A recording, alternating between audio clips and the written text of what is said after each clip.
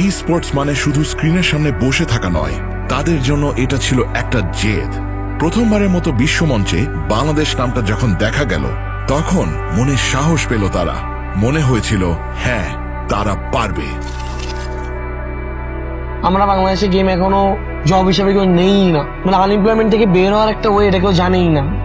FFWS Bangladesh এটা তাদের জন্য শুধু একটা প্ল্যাটফর্ম ছিল না, এটা ছিল তাদের সেই স্বপ্ন যেখানে সেরা দুটো দলের লক্ষ্য ছিল একটাই, নিজেদের সবটুকু উজাড় করে দিয়ে জাকার্তার মাটিতে পা রাখা। হঠাৎ করে শুনি যে FFWS BD আসতেছে। এই জিনিসটার জন্য ওয়েট করতেছিল যে কোন দিন এই জায়গায় আসতে পারবো আর এই সাকসেসটা গেইন করতে পারবো। আমরা আগে তো শুধু এমনিতে লোকাল টুর্নামেন্ট খেলে যেতাম, এখন অফিসিয়ালি যেহেতু টুর্নামেন্ট দিছে, তো আমাদের ওয়ার্ল্ড কাপেও খেলার এখন চান্সেস আছে। আমার শুরু থেকেই একটা ইচ্ছে ছিল যে আমি বড় হয়ে গেমারই হব, স্পোর্টস খেলবো, দেশের বাইরে যাব দেশকে রিপ্রেজেন্ট করার জন্য। আমরা নিজের ফুল প্রিপারেশন নিয়ে নিয়েছি, টিম গুছিয়ে নিয়েছি, টিম কম্বিনেশন মিলিয়েছি। ইন্দোনেশিয়ার গ্লোবাল ফাইনালস আমাদের জন্য অনেক বড় একটা প্ল্যাটফর্ম, সো আমরা চেষ্টা করবো আমাদের বেস দেওয়ার এখানে। RHK এবং RC যখন ব্যাটল গ্রাউন্ডে নামলো, তখন বুঝেছিলাম চাপ কাকে বলে, কিন্তু আমরা জানতাম পিছু হটার জায়গা নেই। বিশ্ব দেখলো এক লড়াকু বাংলাদেশকে। হয়তো সবটা তাদের নিয়ন্ত্রণে ছিল না, কিন্তু শেষ মুহূর্ত পর্যন্ত লড়ে যাওয়ার ইচ্ছাটা ছিল একদম মন থেকে। কুট্টুস ফ্লিকার একসাথে আক্রমণ করলো তারা। ও মাই গড! এন্ড এই মুহূর্তে একটা বড় সুযোগ রয়েছে রেড হকসের কাছে এই ম্যাচটাকে বুয়াতে রূপান্তরিত করার। ওয়াও, আরসিআর ডিকেরা মাত্র হচ্ছে কি একটা নাটকীয় সিন আমরা মাত্র উপভোগ করলাম। Last shot, and that's a brilliant moment, secured by Red.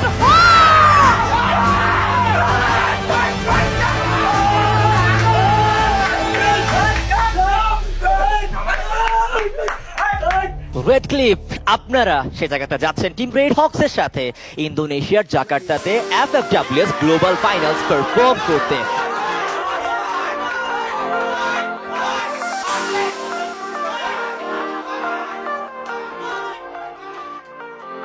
আমরা বাংলাদেশ থেকে চ্যাম্পিয়ন হয়ে জাকার্তার জন্য কোয়ালিফাই করছি। আমরা জাকার্তা এক্সপ্লোর করতেছি, এখানকার ফুড, এখানকার কালচার, ট্রেডিশন সবকিছু। এখানের মানুষগুলো অনেক হাম্বল।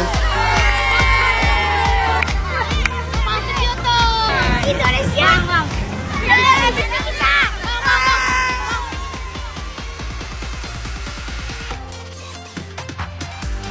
লবি থেকে শুরু করে জোন পুশ করার সেই টান টান উত্তেজনা, পর্দার আড়ালে তাদের গল্পগুলো ছিল বন্ধুত্ব আর একে অপরকে আগলে রাখার। যখন একজন নক হতো, বাকিরা তাকে মেন্টালি সাপোর্ট করার জন্য ঝাঁপিয়ে পড়ত। এইটাই তো তাদের আসল সার্ভাইভাল, এইটাই তাদের প্যাশন।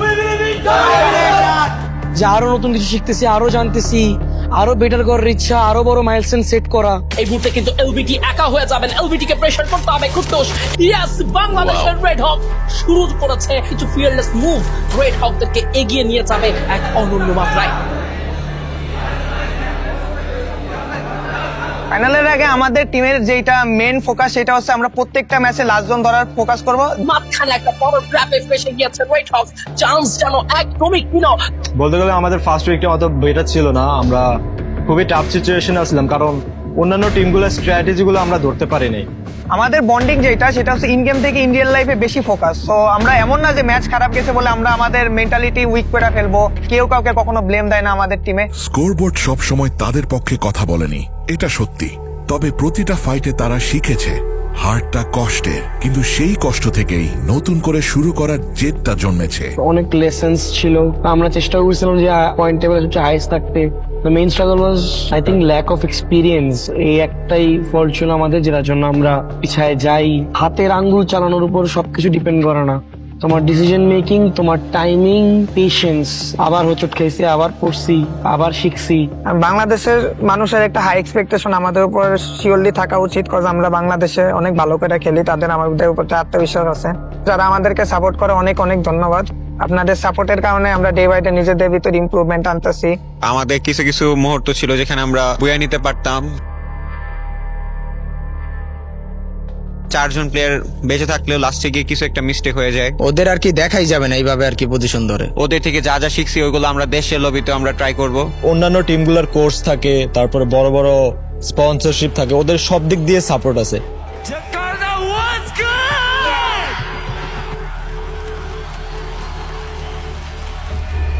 বিশ্বমঞ্চ তাদের চোখে আঙ্গুল দিয়ে দেখিয়ে দিয়েছে যে চ্যাম্পিয়ন হতে হলে শুধু গেম খেললে হয় না, দরকার ইস্পাত কঠিন মনোবল আর সঠিক প্ল্যানিং।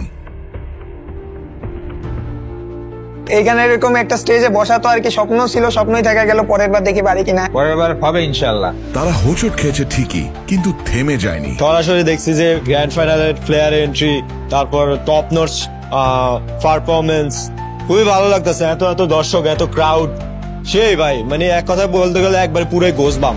তাদের লড়াইটা এখান থেকেই শুরু হলো। ওয়ার্ল্ড ক্লাস প্লেয়ারদেরকে যদি আপনারা দেখেন, ওদের ডিসিপ্লিন, ওদের গেম প্লে, ওদের সবকিছু অন এ ডিফারেন্ট ডাইমেনশন। আমাদের প্লেয়ারদের শেখার অনেক কিছু বাকি আছে। এবার যেমন গ্র্যান্ড ফাইনালে বাংলাদেশ আমরা কোয়ালিফাই করতে পারি নাই, নেক্সট ইয়ার আমরা অবশ্যই কোয়ালিফাই করতে চাই। আরো ধৈর্য ধরতে হবে, সুযোগ দিতে হবে এবং প্লেয়ারদের সাথে থাকতে হবে।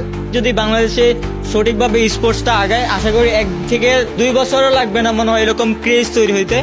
আজ হয়তো তারা ট্রফিটা নিয়ে ফিরতে পারেনি, কিন্তু তারা তাদের অস্তিত্বের প্রমাণ রেখে এসেছে। বিশ্বাস রাখি পরের বার গল্পটা অন্যরকম হবে।